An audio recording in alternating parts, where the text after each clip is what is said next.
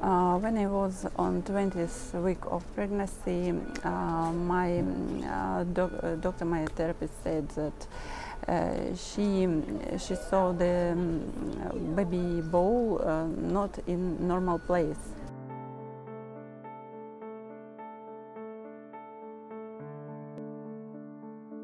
Baby Eva's here because she was diagnosed before she was born with a congenital diaphragmatic hernia.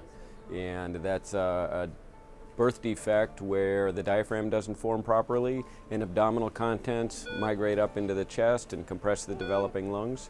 And babies with congenital diaphragmatic hernia have lungs that are dangerously small, and those babies are at risk of dying.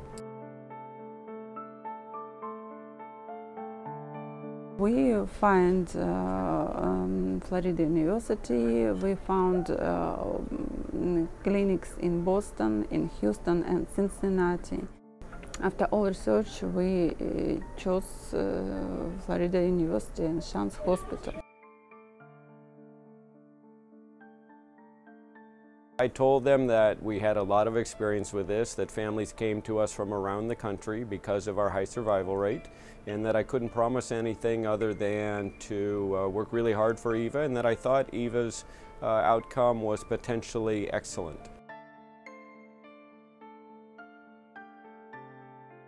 The surgery is relatively straightforward. We make an incision under the rib cage on the affected side. We pull the abdominal contents out of the abdomen and we repair the diaphragm. Now, most of the babies don't have enough diaphragm to repair it primarily, and we need to sew a patch into the diaphragm. And then that allows time and room for the lungs to grow and the baby to slowly get better. But unfortunately, it's not as simple as just doing the surgery. The challenge is keeping them alive before, during, and after the surgery, because the problems they face from their lungs being small can be quite severe, and despite everybody's best efforts, result in a bad outcome or a death.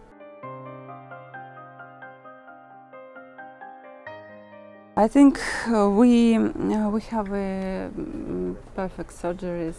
It's wonderful, and the result of this surgery is amazing. Baby Eva's prognosis is outstanding. She's going to do great. She responded well to our therapy. She did need some of our most aggressive therapy, but all of that went really well. She's come through beautifully, and I think she's going to grow up and be a normal, happy, healthy baby.